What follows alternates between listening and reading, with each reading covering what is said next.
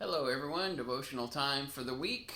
I was in Psalm 75. I've been through Proverbs a few times, so I usually like to kind of skip around with the wisdom literature a little bit. So instead of Proverbs, I'm jumping into Job for a while, and then finishing up Romans and going into the book of Lamentations. So Psalm 75.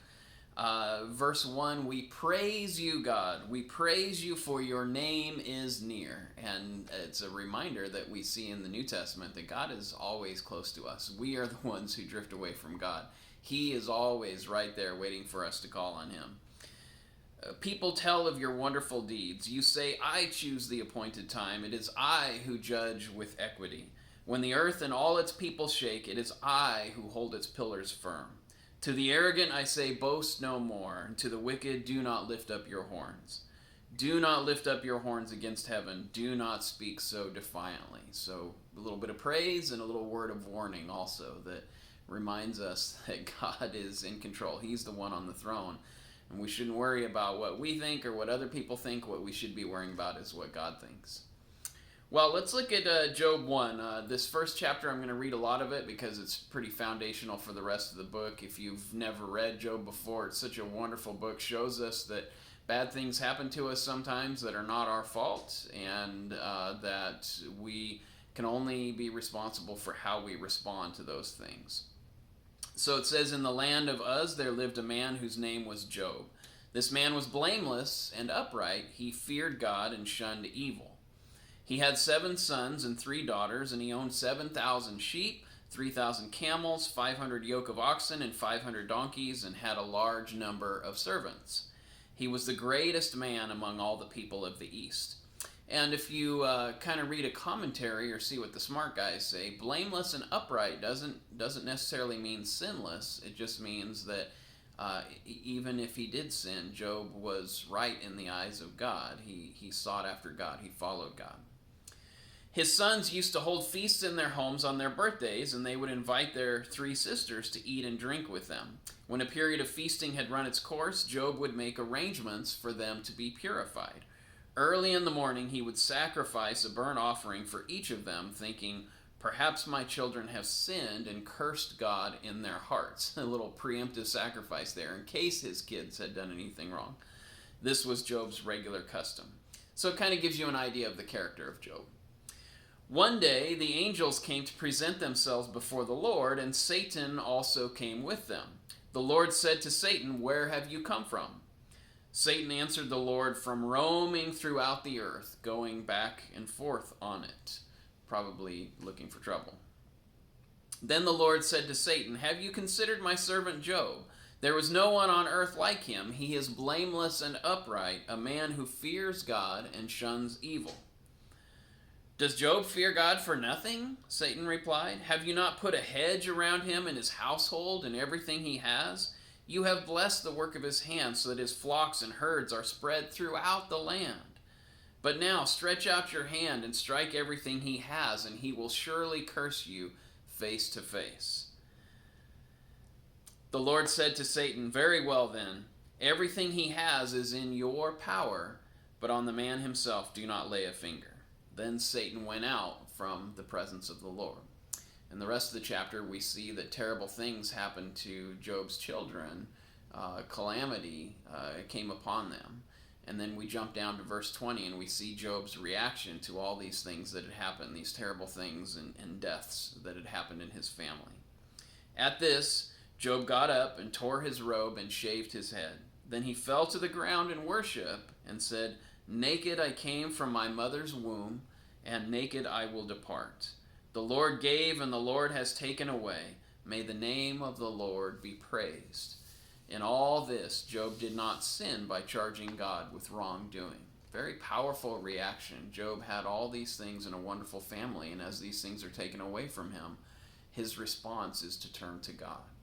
And unfortunately, I think so many of us, when bad things happen, we tend to blame God. We turn away from God. And oftentimes God allows things to happen to us to kind of wake us up, to get our attention, hopefully so that we will turn to him in the same way that Job did. Well, let's finish off Romans. Only one chapter left, chapter 16. It's kind of a chapter of greeting as Paul is sending his message to this church and the different people. He's saying hi to them basically in chapter 16, the last part of the letter. But there are a couple things that I think are really interesting. Verse 17 of Romans 16, a little warning. I urge you, brothers and sisters, to watch out for those who cause divisions and put obstacles in your way that are contrary to the teaching you have learned. Keep away from them. That's such a powerful message there. If there's something in your life or some person who is causing you to drift away from God, to stumble in your walk, then the warning is to stay away from those kinds of people. For such people are not serving our Lord Christ, but their own appetites. By smooth talk and flattery, they deceive the minds of naive people. Everyone has heard about your obedience, so I rejoice because of you. But I want you to be wise about what is good and innocent about what is evil. Whew, that's great advice. Be wise about what is good and innocent about what is evil. Man, if only I had put that into practice in my life so much earlier, would have saved me a lot of trouble. There are things that I know that I wish I did not know. Verse 25 of Romans also is just wonderful. It says, now to him who is able to establish you in accordance with my gospel, the message I proclaim about Jesus Christ, in keeping with the revelation of the mystery hidden for long ages past, but now revealed and made known through the prophetic writings by the command of the eternal God, so that all the Gentiles might come to the obedience that comes from faith. To the only wise God be glory forever through Jesus Christ. Amen. Just a wonderful way to finish off the book. Well, let's jump into Lamentations, kind of back into the Old Testament. And a little word of warning, if you've never read Lamentations before, it can get pretty dark. It's this short little book is basically about people being upset over the destruction of Jerusalem. This is written to those who were in captivity in Babylon, and because Babylon had conquered Judah, conquered the city of Jerusalem, it was under siege for a while, and some pretty terrible things happened, some pretty dark things. And so the book has some pretty graphic things in it, and so just be warned if you've never read it before. But basically it's crying out to God, recognizing that Jerusalem fell because of their sin. And one of the interesting things about the book is that it doesn't blame the Babylonians for conquering Jerusalem. It recognizes that nation, that Nebuchadnezzar, was just a tool in the hands of God, that his actions against Jerusalem were only because God allowed it, because of the sin of his people. So very interesting perspective in the book. But let's jump into chapter 1, verse 1. How deserted lies the city, once so full of people, talking about Jerusalem and how empty it is now because they've been conquered. How like a widow is she who once was great among the nations. She who was queen among the provinces has now become a slave. Bitterly she weeps at night. Tears are on her cheeks. Among all her lovers there is no one to comfort her. All her friends have betrayed her. They have become her enemies. After affliction and harsh labor, Judah has gone into exile. She dwells among the nations. She finds no resting place. All who pursue her have overtaken her in the midst of her distress.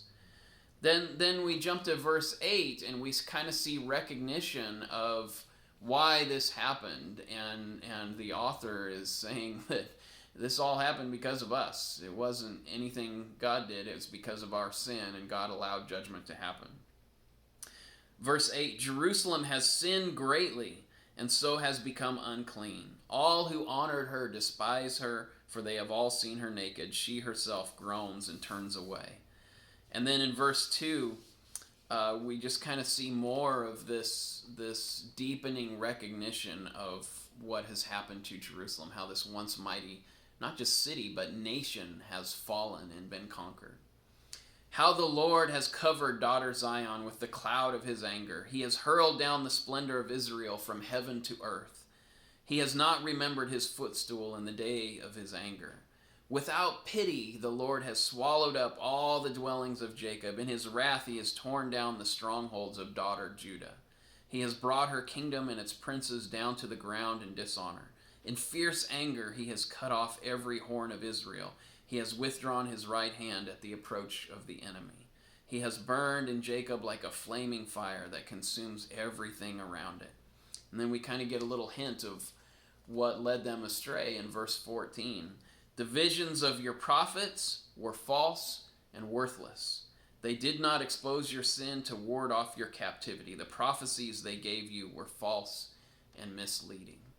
And it's important for us to understand that there are many ways that bad things can happen to us. We live in a fallen world where things aren't the way God originally designed them. Sometimes things happen to us because that's just the way a fallen world works, with weather, tornadoes, storms, mosquitoes, all these things. Sometimes things happen to us because of the actions of other people. You're driving down the road and a drunk driver crosses the line and hits you through no fault of your own. You become injured. Sometimes things happen because of our own mistakes and things that we do that have consequences. And then sometimes God does take action through these other agents, other nations, other people. And so the author is recognizing that Jerusalem, Judah sinned, turned against God, followed false prophets, and ignored the words of the Lord. Recognition of responsibility for their own actions. Lamentations 3 says, kind of a personal note here, I am the man who has seen affliction by the rod of the Lord's wrath. He has driven me away and made me walk in darkness rather than light. Indeed, he has turned his hand against me again and again all day long.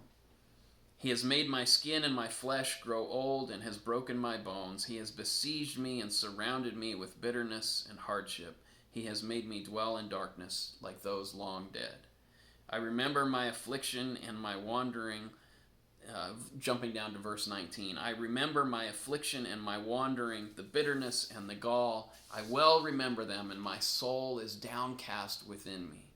Yet this I call to mind, and therefore I have hope. And even in this dark book, there is still hope, kind of similar to the Psalms. Recognition that because God has brought judgment, God can make them whole again. Because of verse 22, because of the Lord's great love, we are not consumed. Even though Jerusalem had fallen and Judah had been conquered, God preserved a remnant, people who were still faithful to him. Because of the Lord's great love, we are not consumed, for his compassions never fail. They are new every morning. Great is your faithfulness. I say to myself, the Lord is my portion, therefore I will wait for him.